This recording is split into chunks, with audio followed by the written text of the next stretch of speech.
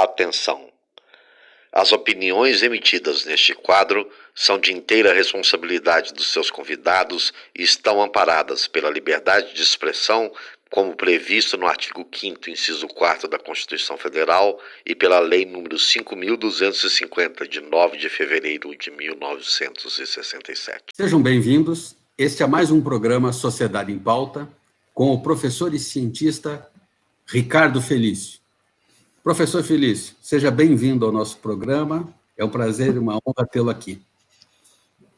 Obrigado pelo convite, doutor Márcio, senhor Luiz. É uma honra estar aqui com vocês, né? E estamos prontos para tentar responder algumas perguntas que devem ser das boas, né?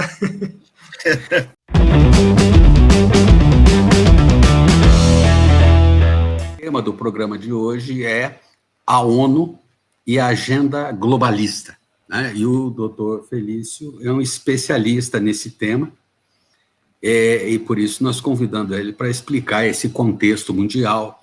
Sabemos que hoje tudo que acontece no Brasil não é uma coisa produzida aqui, é sempre algo que vem de fora, ou um reflexo, ou diretamente trazido para o Brasil, isso de todas as formas, desde política de educação, saúde, toda a política, todo o sistema vem de fora. As próprias leis, certas leis que vêm prontas de fora apenas para serem aprovadas aqui. Eu costumo dizer que as disposições da ONU funcionam como a tábua dos 10 mandamentos aqui no Brasil. Tudo que vem da ONU é sagrado, inquestionável. Nós sabemos que não é bem assim, né? As coisas nunca são tão científicas, nunca são tão benéficas como a gente como nós imaginamos. Professor Felício, o que é essa agenda global? Bom, dificilmente a gente consegue precisar quando essa agenda começa. Ela é muito antiga, né? Ela já vem aí dos primórdios aí do século XX, mas tem coisas ainda que vêm mais de além.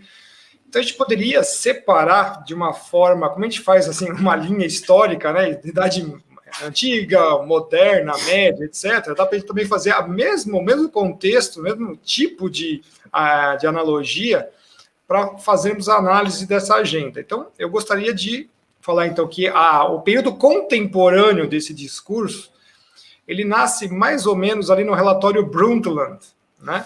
Que aí eles dizem que tem uma imposição dos limites do crescimento. Então, quando eles já começam com a ideia do limite do crescimento, já estão dando a entender que nós não queremos que vocês se desenvolvam, nós não queremos que vocês cresçam, nós não queremos que a sociedade tenha acesso a todas as coisas maravilhosas que nós, mundo moderno, conseguimos. Então, fica muito claro nisso, né? E a presidente Brundtland, que era da Noruega, escreve isso. Eu falo assim, mas como assim, né? Um político escrevendo um negócio desse? Claro, foi totalmente assessorada pelas turmas aí que já estavam planejando a ideia de domínio global, né?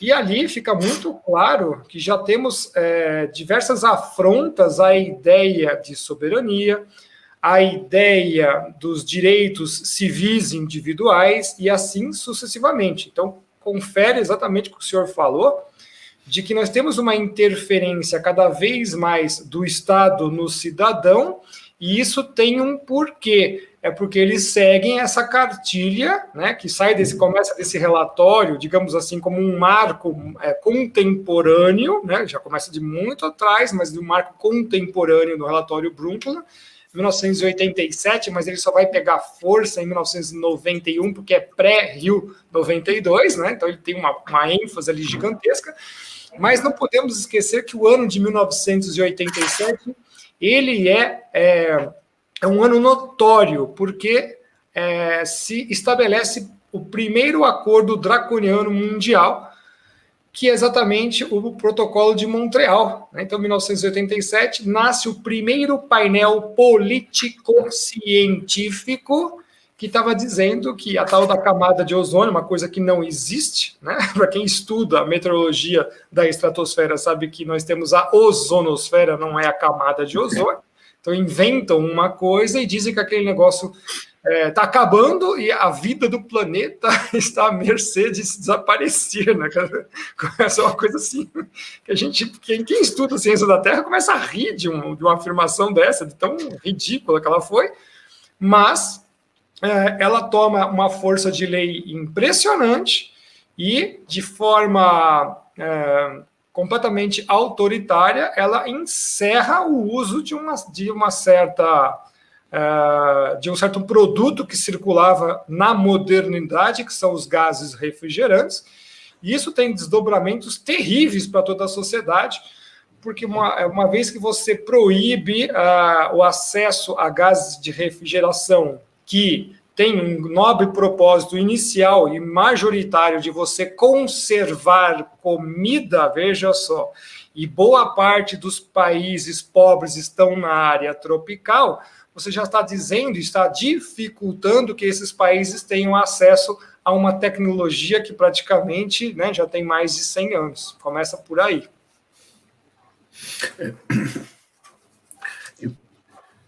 Professor, e essa questão, então, o senhor está nos dizendo que, na realidade, essa pauta modernamente começou com esse relatório que dizia que não podia haver um crescimento da população, né? E aí, digamos, junto nesse caminho aí, começou aqui também a se valorizar muito a pauta do aborto, a pauta de ideologia de gênero, também nessa perspectiva de diminuir a proliferação, né, a reprodução do ser humano, mais ou menos nessa linha? Exatamente, porque quando o relatório Brundtland é lançado em 1987, ele já vem com uma seção muito interessante que eu sempre gosto de usar nas minhas palestras, inclusive eu trouxe aqui o slide, no item 12.2.5, entre as páginas 369 e 374, abre aspas, ele coloca isso: criar e aplicar novas normas para o comportamento pessoal e recíproco ao nível de indivíduo em todos os estados, aí vem o objetivo deles, a fim de alcançar o desenvolvimento sustentável. Que loucura. Fecha aspas. Então, por exemplo, no Brasil nós temos partidos da sustentabilidade. O que significa um partido da sustentabilidade? Que está literalmente e intimamente ligado a essa seção desse relatório. E o que é desenvolvimento sustentável? É desenvolvimento zero.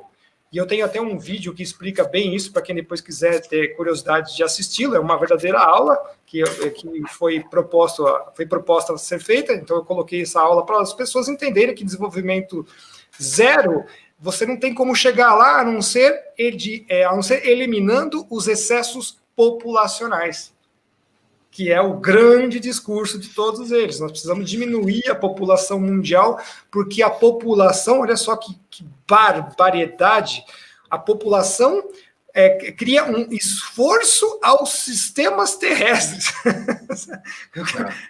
O ser humano, nem pulga pode ser considerado para o planeta, né? Você fala assim, pulga no cachorro. Não dá para fazer essa relação escalar, porque o ser humano é ridiculamente pequeno e nós não somos nada no planeta. E cada vez mais... Oi? Não temos a condição de mudar nada, né? Nessa forma que o senhor está falando, não somos responsáveis. A gente sofre as ações de tudo da natureza, né? E o principal agente de mudança é o próprio planeta. Veja só o que faz um furacão, veja só o que faz um vulcão, o que faz um terremoto. O ser humano arranha o planeta e olhe lá, né? Para a história de planeta, para o planeta falar assim que alguma coisa aconteceu dele, precisa ter 1000 anos, né? 1000 anos. No mínimo, para falar, 1000 anos para ele é um segundo. Aconteceu alguma coisa. Não é o nosso caso, né?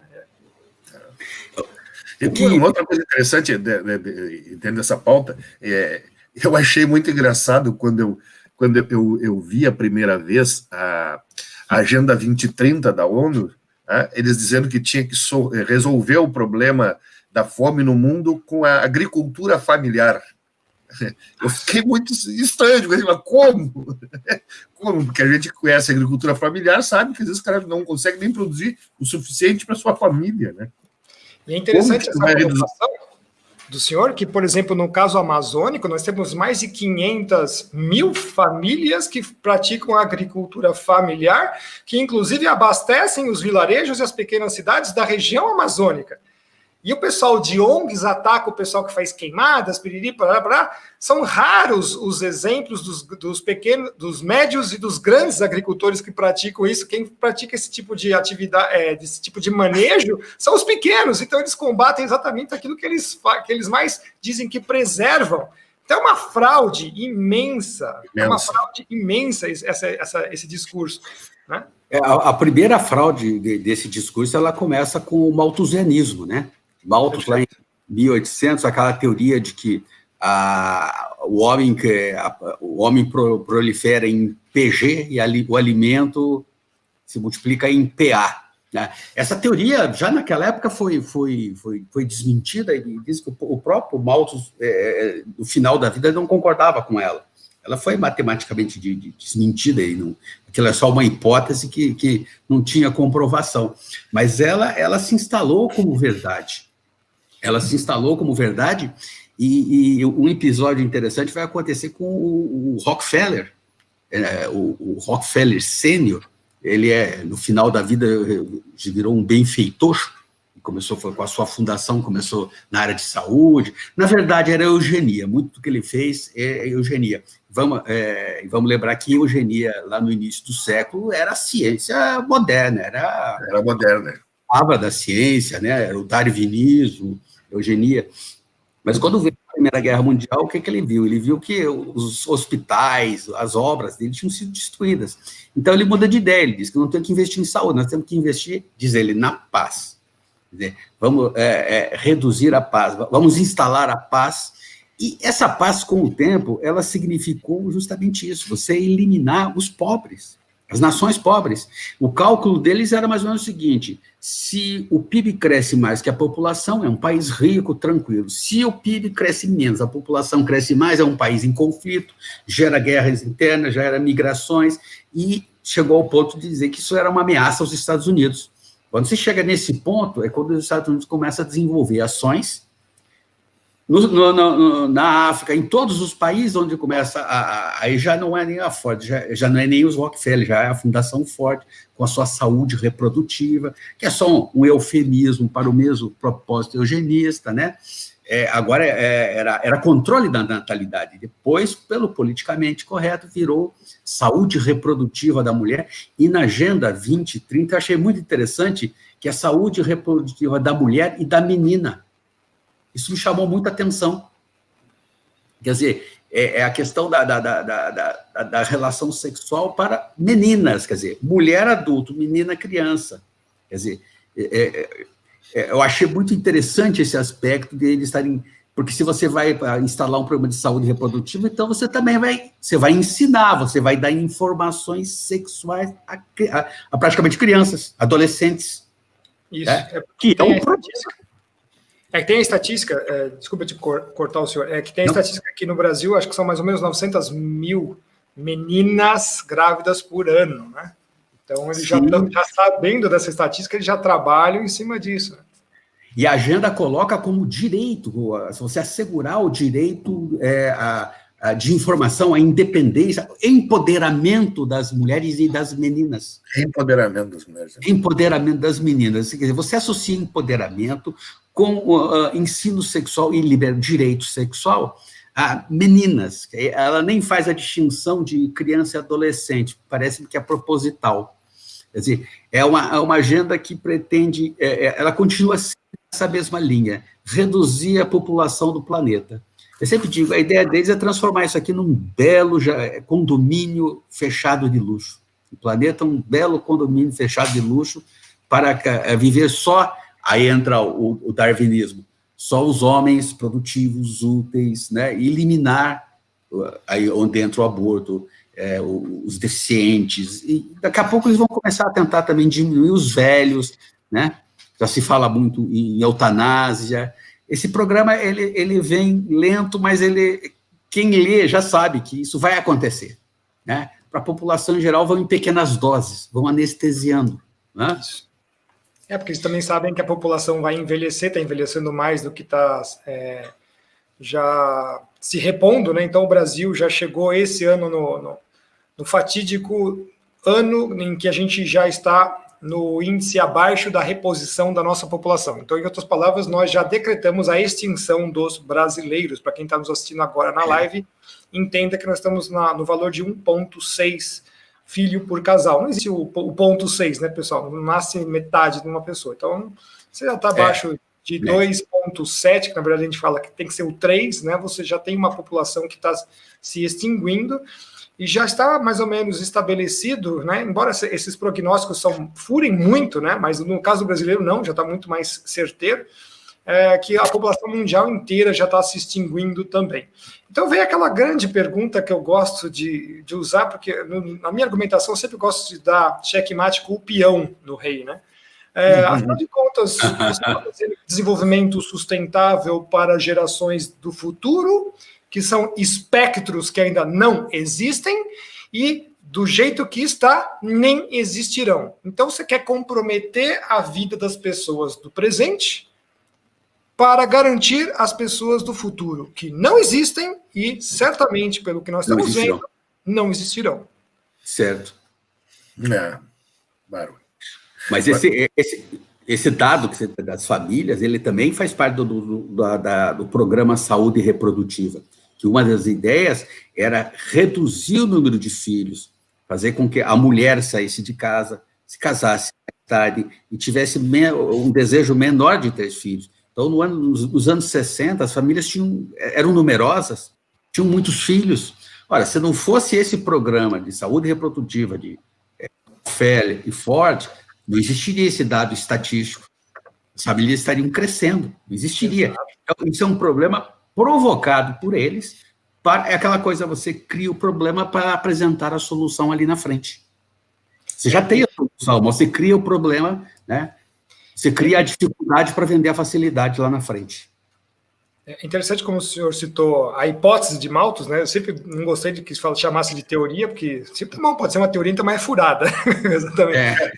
Nós estamos no quarto estágio dela, né? Porque nós tivemos a malthusiana, a neomalthusiana, que seria, então, uma reforma disso já visando os recursos naturais do planeta Terra, a revisionista, que é abordada pela esquerda, que diz que não é isso, é simplesmente a educação vai fazer com que as pessoas já se associem que tem que ter menos filhos, e agora nós temos a eco-malthusiana que somou essas duas aqui.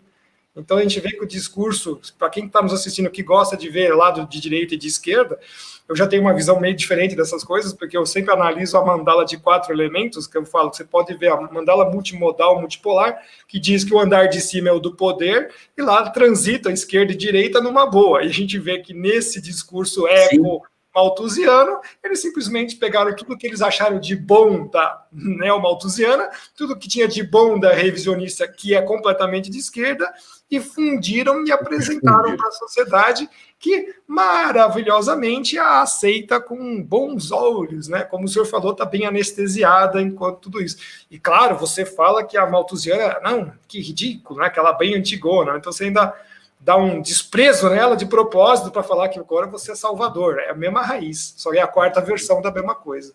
Essa mandala, eu acho muito interessante que o senhor descreve, quer dizer, na parte de cima você tem o poder, e isso é uma coisa muito interessante. Eu sempre digo o seguinte: essa discussão que nós travamos aqui no dia a dia de direita e esquerda, na verdade, ela não interessa para quem está lá em cima, os donos do poder, porque pouco importa se é pela direita ou pela esquerda, o certo é que eles vão mandar sempre.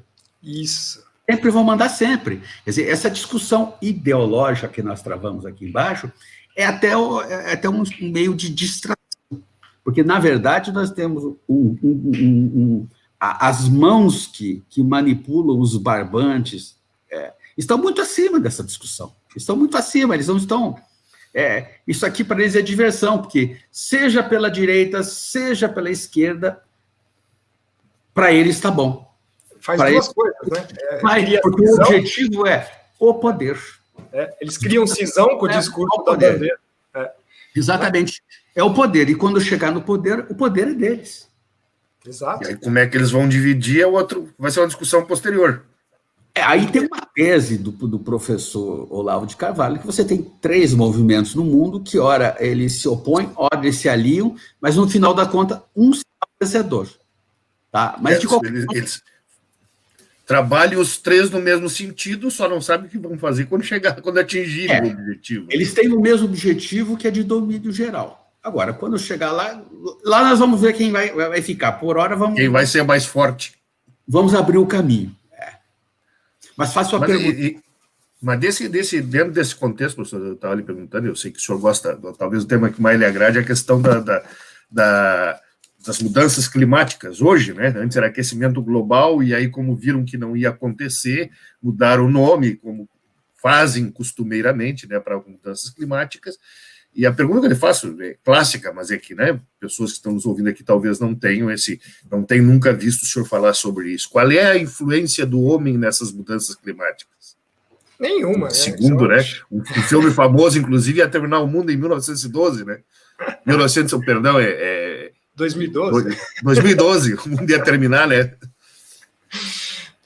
Bom, na verdade, eu gosto sempre de dizer que a ideia de mudança climática já estava intrínseca já no negócio. Por quê? Quando nós temos em 1987 o surgimento do IOTP, que é o painel do ozônio, né, que é International Ozone Trends Panel, né, então tendências internacionais painel de tendências internacionais do ozônio.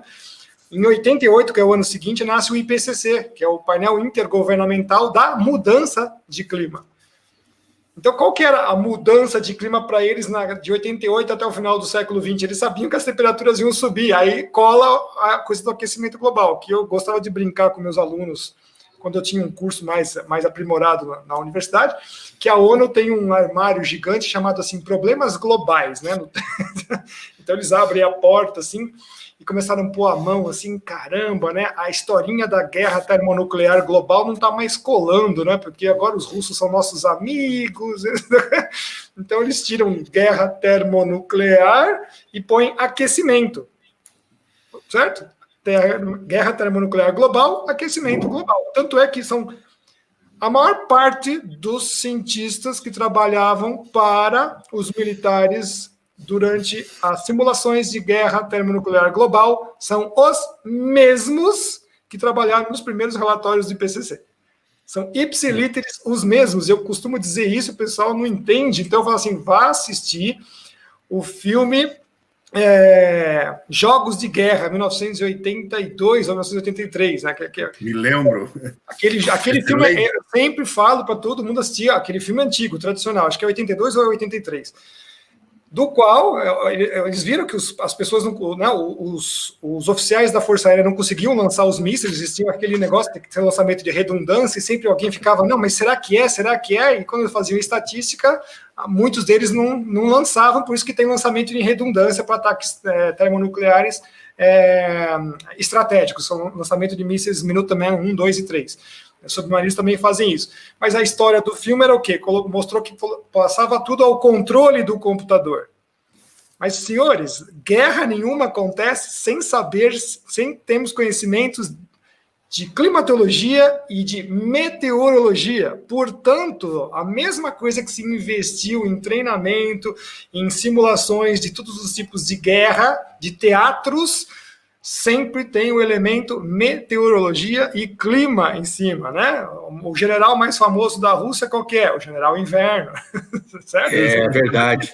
É verdade. Então, naquele filme, eu sempre gosto de falar, ali naquelas simulações estavam também as condições meteorológicas e climáticas, porque senão um ataque não tem efeito. Mas, professor, eu vou lançar míssil Minuteman, né? Mas tem um monte de mísseis que são guiados por laser, que vão ser lançados aviões, etc. Então, os caras tinham que ter isso assim na ponta dos dedos. E nas simulações, o clima estava lá. Então, quando você tem uma queda abrupta do mercado, da guerra, né, da guerra que era um grande mercado, 1/3 dos cientistas do mundo foi para a rua. Exatamente no final dos anos 80 para os anos 90. Eles vão para a rua, literalmente. Eles precisavam arrumar um jeito de financiar esses caras, né? Então, a ideia do clima, do aquecimento global, levou essa galera toda. Até 2010, o governo dos Estados Unidos gastou 30 bilhões de dólares em simulações climáticas para o IPCC. Só dinheiro público. E o pessoal vem falar que eles recebem dinheiro do financiamento de petróleo. A ExxonMobil colocou 23 milhões de dólares, 23 milhões de dólares, 30 bilhões de dólares, tem uma diferença muito grande, né? No Brasil, a mesma coisa, tá? No Brasil, a mesma coisa. Então, a ideia de aquecimento global, ela está dentro já da intrínseca da mudança climática, porque eles tinham esse prazo, né? Até o final do século a gente vai conseguir emplacar. Mas o planeta não resolveu não contribuir com eles, né? Então, a partir de 1998, passado o maior El Niño do século XX, que aconteceu em 1998, as temperaturas estabilizaram e em boa parte, principalmente do hemisfério sul, começaram a baixar. Tivemos novos recordes de gelo na Antártica, todo mundo fica quietinho, né? Os aquecimentistas correm para trás do armário, deve ser o armário da ONU. 2012 não vai ter mais gelo no Ártico, não vai ter mais gelo no Ártico, eu falei, cala a boca. Quer derreter, né? Cara, quebrou o recorde de gelo depois, agora na segunda dezena do século XXI, quebrou o recorde de gelo. E essas informações sempre foram sabidas pela Marinha dos Estados Unidos e pela Marinha Soviética, porque a guerra termonuclear global começa pelo Polo Norte. A gente sempre fala isso, a principal extração. Então, eles conheciam tudo de gelo, tudo de gelo. E se você que está nos assistindo quer saber um exemplo disso também expresso no cinema, assista Estação Polar Zebra. É o melhor filme que existe. Ele faz uma homenagem a 500 mil coisas que aconteceram dos anos 50 até os anos 70. Né? E os caras estão lá com submarino, só vou falar um pouquinho aqui, eles vão fazer o quê? Emergir o submarino no Polo Norte. Né? Existe o livro do capitão Calvert, que é sensacional, vocês conseguem achar esse livro, saiu até nas seleções de Reader's Digest, que ele conta a história do submarino Skate e do submarino Nautilus, são os dois primeiros submarinos nucleares que foram lançados ao mar. Certo? Como o Nautilus conseguiu passar por baixo de toda a calota polar em 1957, coube ao Skate a missão de emergir exatamente no Polo Norte. E para isso eles tinham que saber, com dados precisos, aonde estavam as políneas. O que são as políneas? As aberturas do gelo. Então os caras mapeavam um Polo Norte de cabo a rabo e conheciam todos os sistemas de aumento e retração de gelo, não só interanuais, como também decadais. Então, eles sempre souberam que a calota polar passava alguns anos diminuindo um pouco, depois ela aumentava um pouco. Eles aumentavam. Porque era necessidade básica de estratégia, lançamento estratégico de mísseis Trident 1, 2 e 3. Eu tenho que pegar o meu inimigo de calça curta lançando um míssil nuclear, da onde? Pertinho dele, do polo. Porque também a distância entre os Estados Unidos e a União Soviética, por aqui é muito mais rápido. Exatamente. O pessoal, cima e por baixo.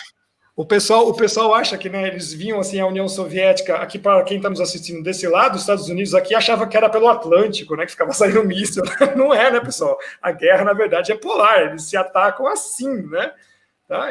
Os polos. E é um problema gigantesco, porque os giroscópios poderiam falhar, e a gente sabe que isso aconteceu, os giroscópios dos mísseis poderiam falhar conforme o Sol estava em alta atividade, interferia nos equipamentos eletrônicos por causa das auroras. Então, existia uma gama imensa de problemas técnicos que eles tinham que resolver. Né? E o pessoal fala, assim, à torto e direito de um monte de coisa que não sabem absolutamente nada dessas histórias, né? Mas é um mundo fascinante, que a gente, a partir da área de climatologia, fica cavando coisa, aí a gente vai encontrando tanta coisa da área de geopolítica que a gente vê, aquecimento global não tem nada a ver com climatologia. Ele é completamente geopolítica. Que loucura. Então, eles aproveitaram toda a informação e simplesmente mudaram o assunto. Exatamente.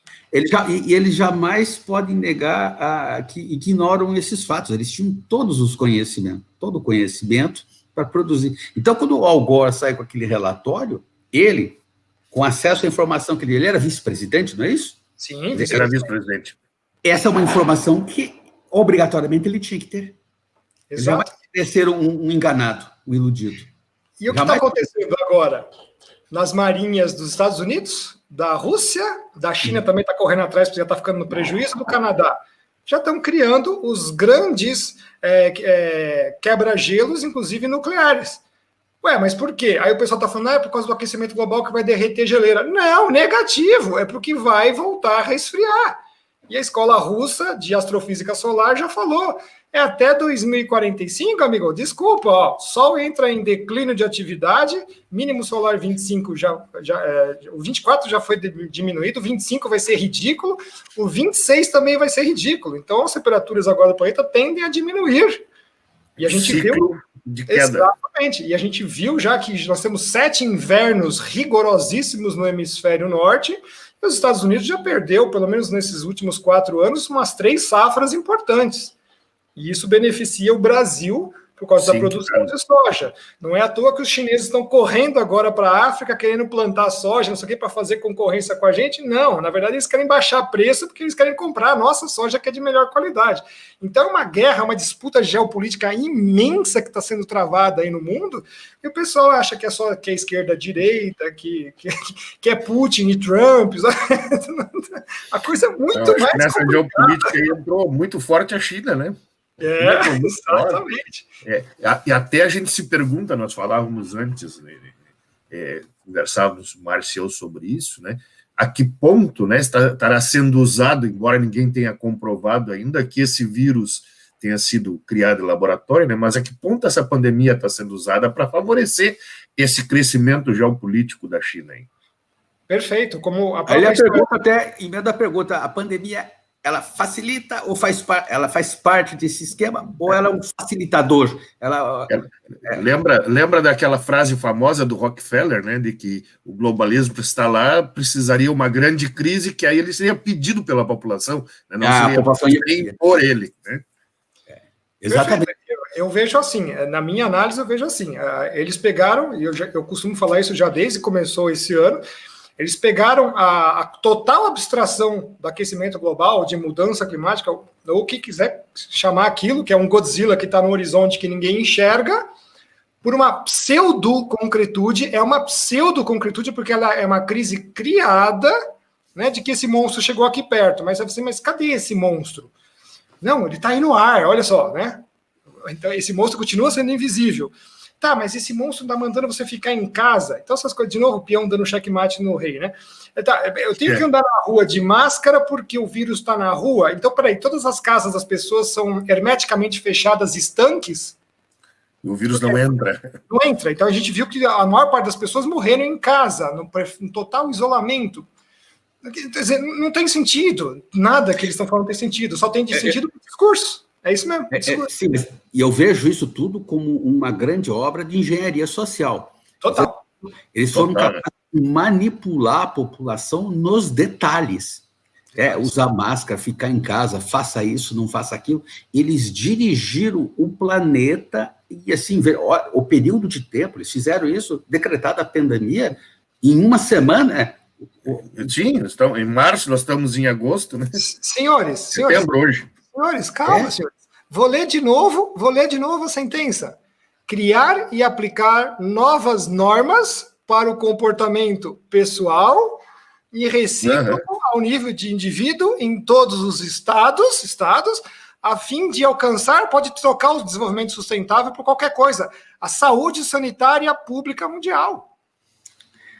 Então, eles criaram o contexto para o que estão chamando a nova palavra da moda, o novo normal. O novo normal.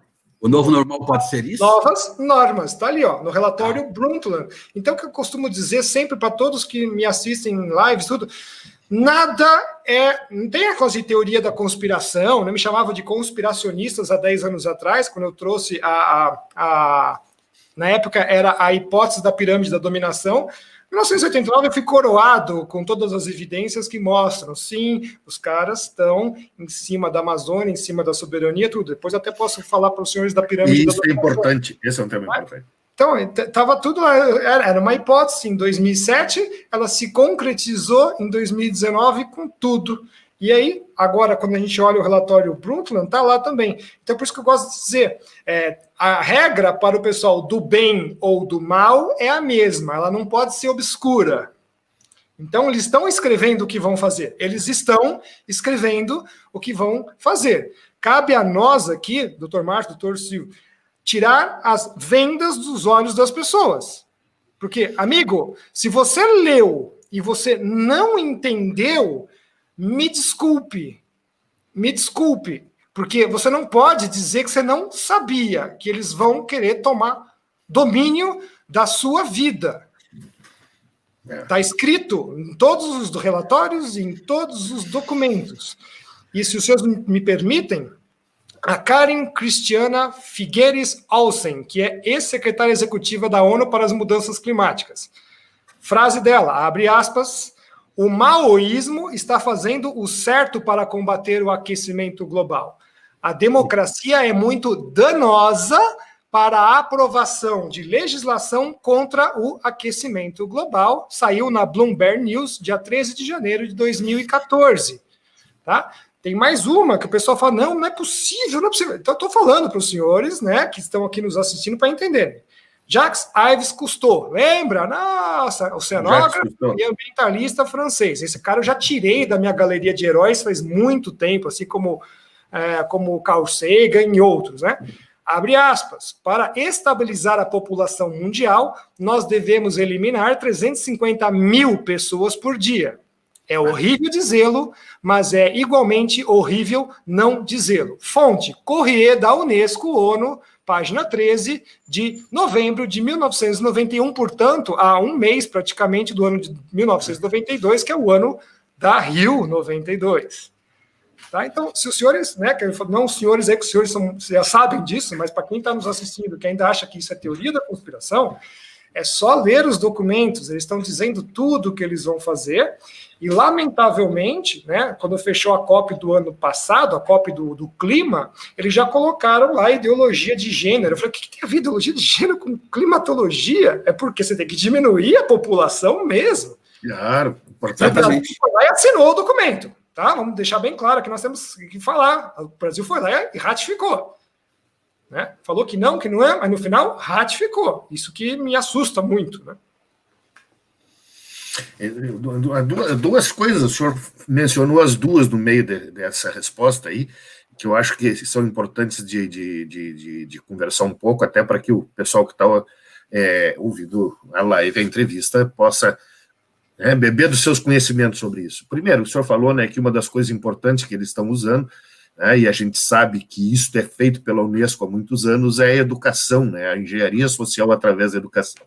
E a outra coisa que eu acho que é importante, o senhor mencionou em passant, mas que seria importante também questionar, é o que tem a ver a Amazônia com tudo isto, né? Porque a Amazônia parece ser um polo de atração muito grande, há muitos e muitos anos se ouve falar em desejo de vários países do mundo em internacionalizar a Amazônia. Perfeito, tem sim. Inclusive, eu também tenho um slide, eu sempre guardo todas essas coisas, porque a gente vai estudando e vai fazendo um acervo. Eu tenho mais de 10 mil slides montados de tanto material que eu vou colecionando. Né? Então, já que o senhor citou da Amazônia, nós temos o corredor triplo A, que eu chamo de triplo assalto, né? Porque é Andes, a Amazônia, a Atlântico, não, é triplo assalto. É um corredor de 136 milhões de hectares que vão ser excluídos do planeta Terra. Um corredor ecológico. Para quem está nos assistindo, corredor ecológico é uma coisa de 4 quilômetros, 8 quilômetros, de 1 quilômetro de largura, que é para você ter os bichos transitando aqui. Isso aqui não existe. Isso aqui não existe.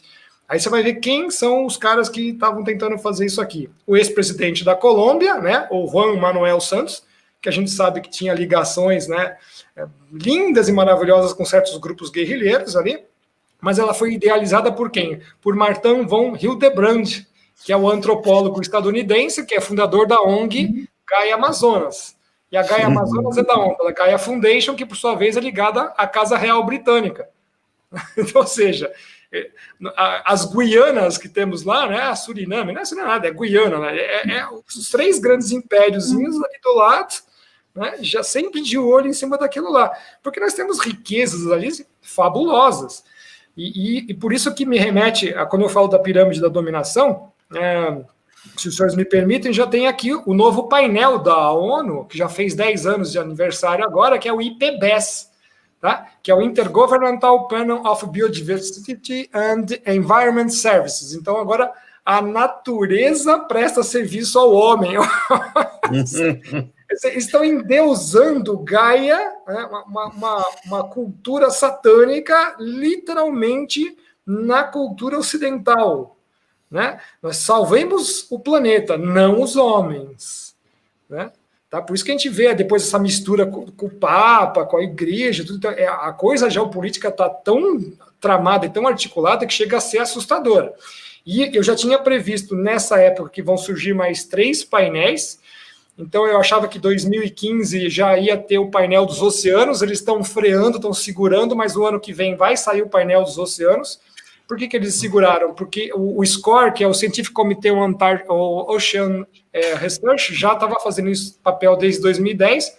Eles vão requisitar a Antártida também, tá? Que é feita pelo SCAR. E, pasmem, vão também requisitar o espaço sideral, que vai ser...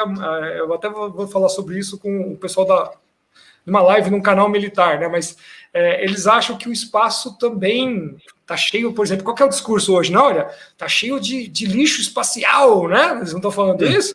Tá. Lixo espacial, não sei o quê. Não, as estações espaciais estão largando lixo. Tudo, não sei o quê, não sei o quê. Então, é exatamente por quê? É porque coroa tudo isso. E foi já dito isso em 1992.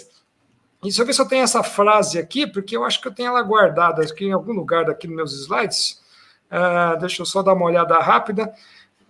Tá vendo? Ele já falava assim: ó, nós estamos querendo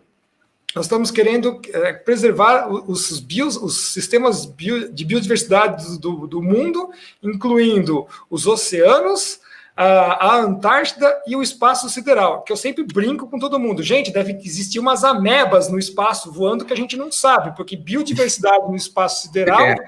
Eu não consigo entender, né? Então, certo? Então a gente já brinca com isso. Por quê? Porque já está prognosticando desde 2010, e o Brasil também estava avaliando isso no seu livro branco de defesa nacional, que o pessoal já está loteando o espaço mesmo. Já está loteando o espaço, porque eles não querem que os países em desenvolvimento como os nossos tenham acesso à tecnologia espacial. Então, já o mesmo discurso que eles falam hoje, olha, não pode mais lançar CO2 na atmosfera porque nós, desenvolvidos, já lançamos, né? Já lançamos, vocês não podem, vocês têm que ficar quietinho aí, vocês não podem se desenvolver porque nós já lançamos. É a mesma coisa, se você dar um shift aí do computador para o espaço sideral, olha, não dá para você colocar satélite e foguete no espaço porque está tudo lotado, a gente já lutou. Nossa.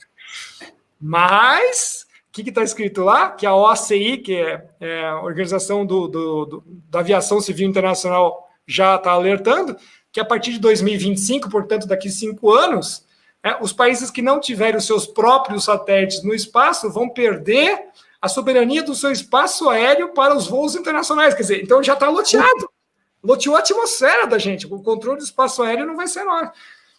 Que pegou a Dilma de surpresa, né? E foi engraçado que pegou a Dilma de surpresa, ela assinou rápido lá para comprar 2 satélites para tentar tapar buraco, mas não se cria tecnologia espacial em 4, 5 anos. Era para estar fazendo isso lá desde quando, né? Aí as nossas agências espaciais, que eu não vou citar o nome aqui, estão preocupadas com o quê? De fazer cartilha para sustentabilidade. Desvio de função. Literalmente desvio de função. Desvio de função.